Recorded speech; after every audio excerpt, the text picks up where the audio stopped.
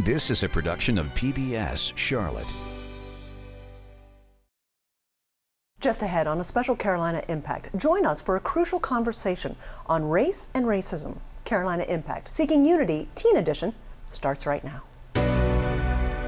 PBS Charlotte presents a special Carolina Impact, Seeking Unity.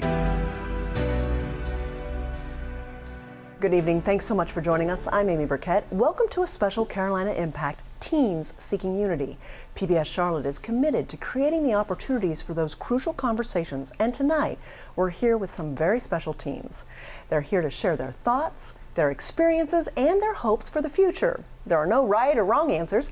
They're here to share their truth and, in the process, help us all learn. So let's meet our guests right now and learn a little bit about their personal experience with racism. So we'll begin with my good friend, 18-year-old Cameron Twiggs. He's a recent graduate of Garinger High School, and you shared with us that you're of mixed race and that has caused some challenges for you. Of course. So, in middle school, especially, that I had a lot of issues with is just because the school I went to in particular had a lot of African American students, and there's just some cultural, cues between, race to race, and sometimes I would miss the mark on understanding or trying to understand, and when I would ask for context, it never really clicked with me. So making friends and getting along with people, especially in that middle school, was very difficult for me, yes. Help us understand, so you're a variety of races, and help people understand how that can be challenging, because you shared with me that some people said you were never enough of one race. Yes, ma'am. So I'm also part Mexican as well. So I would have people come to me and talk Spanish, and I don't know Spanish. I was never taught Spanish, and I always have people who come to me, and I would tell them that, I'm Hispanic, I'm Mexican, and they just would not believe it at all. They would just tell me that I'm not, flat out, which is kind of crazy because I figured I know what I am. Absolutely. Hey, you have big plans for college next. Tell us about that. Yes, ma'am. So I got a full ride scholarship to UNCC Charlotte, and I'm just really excited to go there. I'm going to major in computer science. I think that's fantastic. And it was a real honor to work with you last fall at Garinger in PBS Charlotte's 3D project. It was really fun. So another good friend of ours is Allie Dobbins. Allie's 18 years old, and she recently graduated South Meck High School. And Allie, it was a year ago, summer, that I had the good fortune to meet you, and you are a budding actress. And so tell us a little bit about your experience, your plans now after high school, and how you've dealt with some levels of racism. Yes, so my plans for after high school is to go to Louisiana State University, but online, because I only had about a couple classes that were hybrid, and I was like, I don't want to risk it. So I'll be studying theater performance online this fall, and I'm really excited about that. For my experiences with racism, I wouldn't really say I've had many of those, which I'm really blessed to say, because I think it was because I grew up in a school where there were so many cultural backgrounds and so many races, and it was a very diverse school. So we all just grew up knowing how to accept everyone and knowing how to know each other and understand each other. So I wouldn't say I had a lot of experience with racism from elementary to middle school, but I would say in high school I started experiencing a little bit more. I went to South Meck High School, like you said, and one of the biggest things at that school is the football games. And I remember every football game there would be a group of people in the front of the stands that were cheering. They were like the life of the crowd, and you really couldn't be a part of that group unless you knew people in that group or you were already a part of that group. And so me and my friends, we always had to sit in the back and just watch the people in the front, have a great time. And it was usually the white people who were always in the front and who always, were able to see the football and just have a great time. And I don't know if I would call it racism, but it definitely felt like exclusion. I didn't feel a part of a school that I was a part of. And I just remember I had to deal with that for 4 years. Me and my friends just ended up getting used to it, just knowing, all right, we got to go to the back. And I didn't like that feeling at all, but that would be one of the biggest experiences I've had with racism. So I appreciate you sharing that story. Next up, let's meet 17-year-old Michael Cartwright. He recently graduated from Victory Christian Center School and has big plans for college. And we want to hear about that and then share your experience pretty recently with some concerns about racism. Yes, ma'am. So as far as plans, I do have plans to attend North Carolina A&T State University in the fall, online edition to major in economics and minor in education. And as far as my recent run-ins on racism, like Allie was saying, when growing up in elementary and middle school, I usually went to predominantly African-American schools and or diverse schools. So it was really just jokes here and there on racism. So it really didn't directly hit me. But recently, I live in Salisbury, North Carolina, and the neighborhood that I live in, we just happen to have a pool.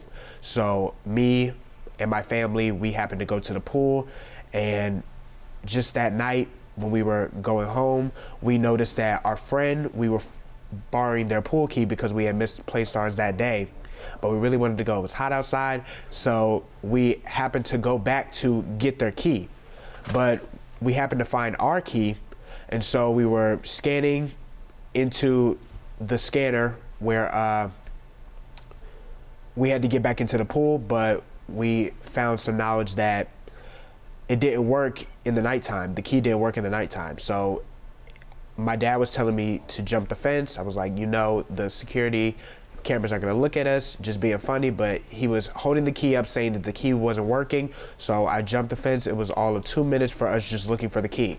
We happened to go back to my grandmother's house, who also lived in the neighborhood, and we had to go around the cul-de-sac to get back to my house to go home.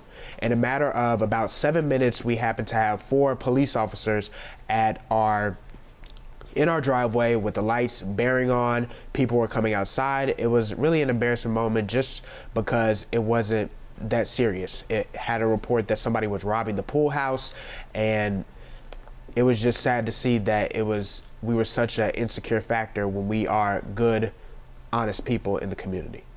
I'm sorry. Our final participant is Sierra Chavis, who just had a birthday recently and turned 20 years old. She's a graduate of Mallard Creek High School. And Sierra, you've got some big plans coming up too. Tell us about those, and then your experience with racism. Well, next summer I plan on attending First Institute. It's a trade school for film in Florida. And one of the racist experiences I've had was when I was in high school and I was staying after with my favorite teacher to help her clean because it's an art class and it gets messy at the end of the day. And one of my friends was there and she was white, and we had gotten into a small argument, and I was cleaning the tables and she says, "Clean those tables like your ancestors would." And she tried to make a joke out of it, but it wasn't funny, so. Well, folks, let's talk about that. I think when we were chatting before we started, many of you said that joking is often what people try to hide racism around. Are there other experiences that you can say about joking, or how has social media even perhaps exasperated the situation? People try to hide their feelings, their racist feelings, with jokes. I wouldn't say that I've necessarily had a personal experience, but like you said, I see it on social media all the time. And I believe that there's truth in every joke. And so when people have racist comments and they try to cover it up, like, oh, it's just kidding, like, that's a joke. Like, there's nothing funny about it at all. And I think that they just use the joke to kind of cover up how they really feel, which is not right at all.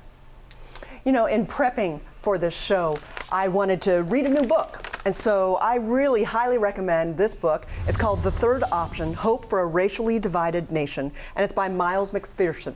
He is a former NFL football player. And Miles McPherson has this idea that so many times when people are in conversations, they'll be like, there's right, there's wrong. But he's saying there's a third option. People need to have conversations not to be right or wrong, but to really win a heart. And so I wanted to share that conversation and just see what our students had to think about winning a heart when we're talking about these kind of conversations. And we know, especially on social media during this difficult time since COVID and race relations have been heightened and challenges seem to be at every turn.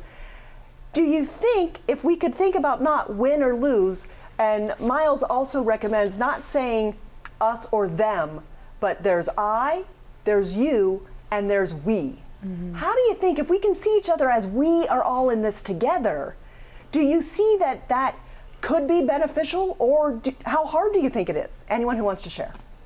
For me personally, I believe, like you were saying, it starts with I, we, you, and I think of those as steps. this is my problem as far as Black Lives Matter, because this is how it started. This is how it sparked or re-sparked, because it's never really gone away. But the George Floyd situation, actually it was something before this that kind of sparked Ahmaud Arbery. And then George Floyd is what went viral. So the Black Lives Matter movement started.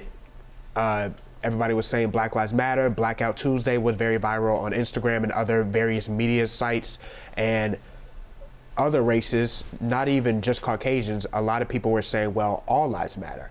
My thing is, we shouldn't say that in a general spectrum, because it's not, general means everybody. It's not happening to everybody. So that's the I. Let me help you understand what I am going through. And then we can talk about we are unified as one. Of course, we should always think of ourselves as we are equal, because that is in our Constitution. But when I have a problem, you should understand what I am going through, and you should be the one trying to help me when I'm going through a problem at that time, because I, personally, me, would do the same for you. Other thoughts related to that you guys want to jump in on? With the Black Lives Matter, a lot of people say that, all lives matter, like he said, but it's kind of like if you were in a neighborhood and your house was on fire, but only one house is on fire, and none of them, the other ones are burning, but people are running up to the firemen saying, what about my house? But your house isn't on fire. So That's a great way to help us understand that. I appreciate you sharing that. Other thoughts related to that? I definitely think that it's important, like you said, to win a heart rather than an argument. I think if a lot of people thought of it that way, we would be in a much better state, I always have this saying in the back of my mind: seek first to understand, then to be understood. I learned that from a workshop that I had, and I just think that it's amazing how far that phrase can go. And I think if we were all to think like that and to, see us as one and see us as a unity together, it would be a better place to live in, honestly. And if we focused on winning a heart, changing someone's heart, changing someone's feelings, and, being there for someone rather than trying to make it seem like you're right and you're always gonna be right, I think that we would learn how to understand people, and furthermore, how to love people. And once we have that, it's pretty much over from there. If we all have that desire to understand others and have that desire to love others, we wouldn't want to create more hate, to create more violence. So I think that's the key to make this world a better place, is just to really understand how to love one another. Cameron, anything you want to add to that? Yeah, of course. So I definitely do agree. It's very important for everybody to kind of understand one another, because everybody's situation isn't, the exact same. Mm-hmm. So just approaching, and it may be difficult for everybody, but approaching that step by step is definitely something very important for, this country, this nation, this world, to work towards. Another thing in Miles McPherson's book, The Third Option, he talks about 3 things that can really help: that we listen, that we learn, and that we love. And when we do those 3 things, we need to live it, model it, and encourage it. Folks, why do you think that's so hard? It sounds so easy, doesn't it? Why is it so hard to listen, learn, and love? I think it goes back to pride, honestly. When you're listening to someone, that means you're not getting what you want to get across, because you're focusing on what they're saying to you. And learning is basically taking what you listened to and actually acting on it. And then loving that's a whole nother step. And I think for me I feel like that's the hardest step. How can you love someone if you've never learned to love someone, And I think that pride a lot of the time gets in the way with being able to listen and to learn. I think people are afraid to grant love the permission to cease hate, or to show people how they really feel and be vulnerable. And I think that's kind of a roadblock when it comes to the 3 L's: listen, learn, and love. Let's talk. One of the other things that we've heard people say, and it kind of goes off of what you were saying earlier, Sierra, about someone's house being on fire. Yes. and not seeing the collective group. I have heard a lot of white people say, I don't see color. Mm-hmm. And when you say that, and you read that, and you read it in the book, it's not a thing that you're trying to say that you love everyone and not see color, but it can be seen as not recognizing that someone is different than you and not recognizing who they are and one of the defining characteristics of them. Would you have anything to add about that so that people can understand? Many times they don't mean to be offensive because they're trying to be accepting, but they make mistakes. Yes. Well, everyone makes mistakes, and I feel like when someone says, I don't see color, they do see it. They just want to say that they don't to make them not seem racist, and they may not be racist, but everyone, I feel, has some racist tendencies, and that's just because it's so normalized, and it shouldn't be. The book talks about it as blind spots, that people have blind spots, and they only recognize where they've grown up or how their family have treated them or the experiences that they have had. But if we can all recognize our blind spots, then we can more be accepting and understanding of people who are different than us. Anyone have any thoughts about how to help people recognize their blind spots to have a better world? I think talking, having conversations like we are right now and connecting with our outside people.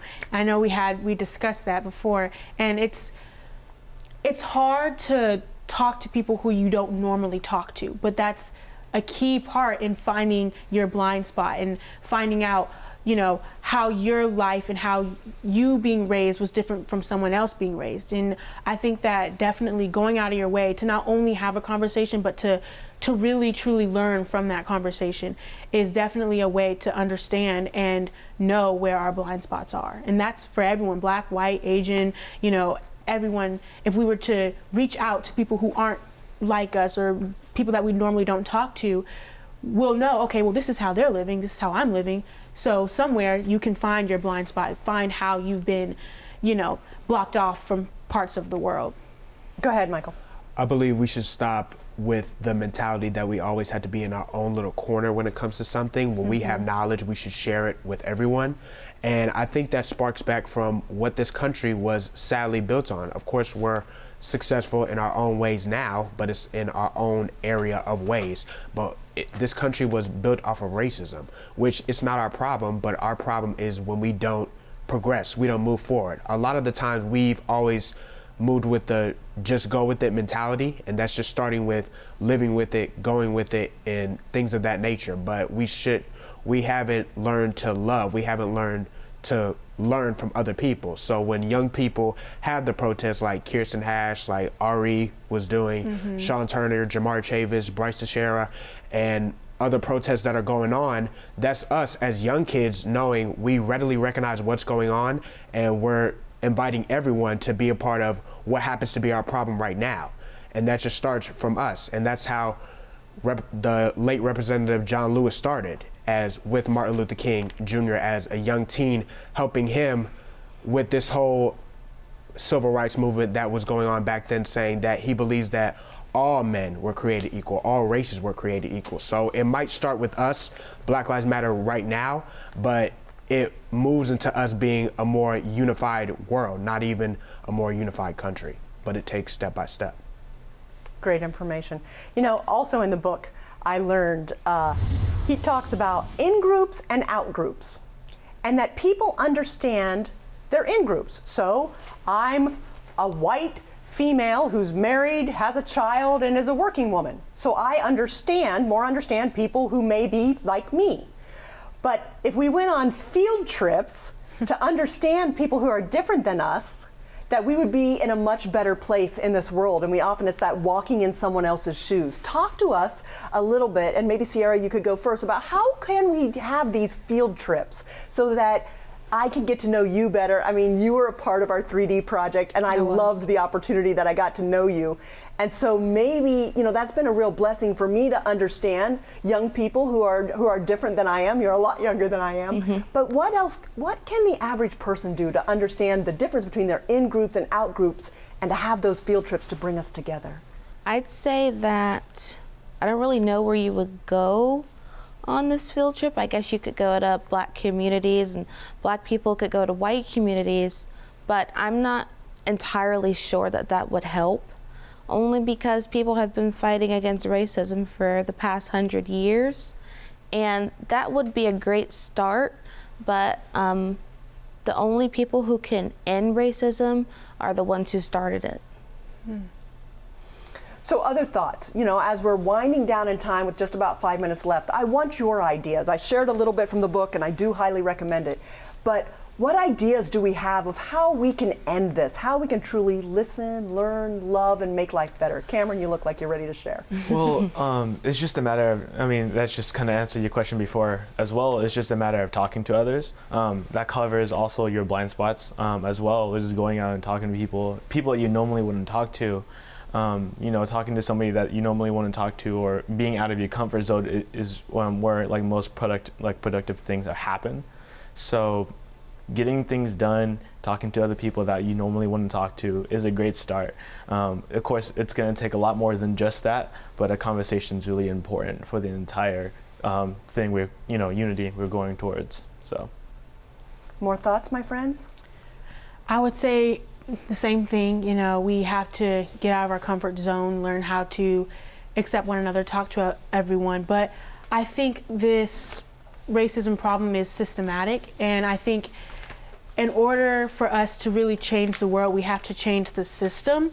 So we have to talk to our mayors, we have to talk to the presidents, we have to talk to, you know, the people who are in charge of this country, because those are the people who are going to really make a difference. So if we start with changing people's hearts by talking to people we normally don't talk to, you know, one day maybe they'll talk to people who are, you know, in the White House and can make a change. So I definitely think that, yes, it's very important for us to converse with others that we normally don't converse with. But I think that our end goal should be to change the system as a whole. And again, this is my favorite thing to say, but I think the only way to do that is through love and understanding. And I think that should be our end goal, is to really change the system, not just, you know, how we feel or how our experiences are going, but really to change the system. And I think that should definitely be our end goal. Michael, what needs to be done? What can we do?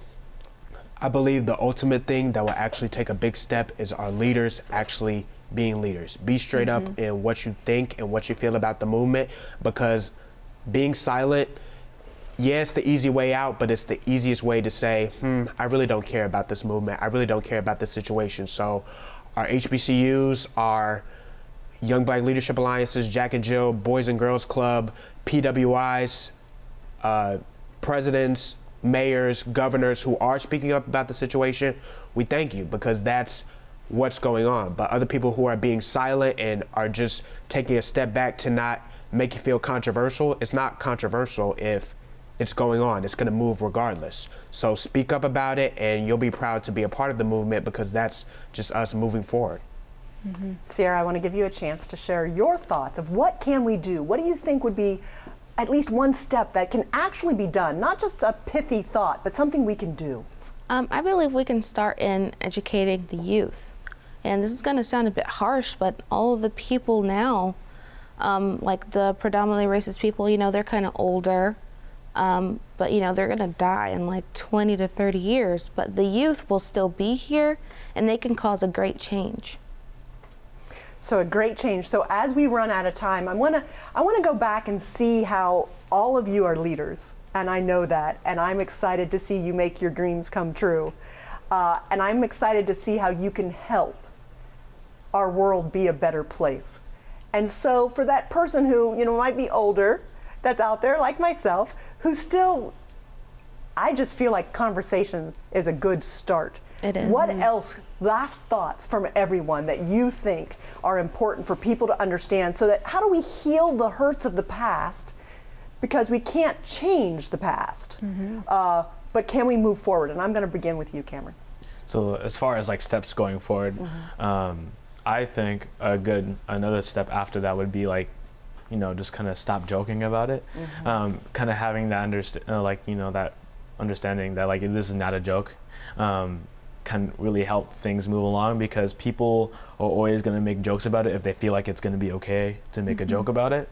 So having the understanding that this is not a joke, this is a serious matter, you should take it more seriously would definitely help people take this whole thing, our road to unifying, more seriously. Allie, last words. I would say be intentional to include others. If you see that, you know, maybe what you're doing may not be specifically racist, but you see, maybe I should call up my black friends, or maybe I should call up my colored friends and let them join. I think it's very important to be intentional about including people, including others, and, you know, to make sure people aren't doing what they're doing because it's a fad right now, or because this is the movement that everyone's talking about. Like, do it because that's what you feel is right, and do it because that's where your heart is telling you to do, and definitely be intentional with including people. I think that's really important. Thanks. Michael? With the COVID-19 going on and not many physical conversations going on and physical protests that mostly kids can't really go to because of their parents being cautious of them being outside and things of that nature, I would say let the media be a big part. What you portray on the media, don't just, you know, selfie here, selfie there.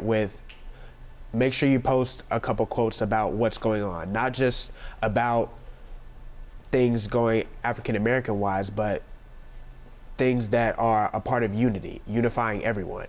And I think that'll help a lot. Almost out of time, Sierra. I've got about 5 seconds. I'm so sorry. Keep trying. Keep trying. I love it. Thank you so very much. We're so very grateful for these amazing young people who shared their perspectives with us on this very difficult issue. Trust me, we listened and we learned from each of you. I want to leave you tonight with a quote from the legendary civil rights leader and Georgia Congressman, the late John Lewis, who said, "You are a light. Never let anyone, any person, or any force dampen, dim, or diminish your light. Release the need to hate, to harbor division, and the enticement to revenge.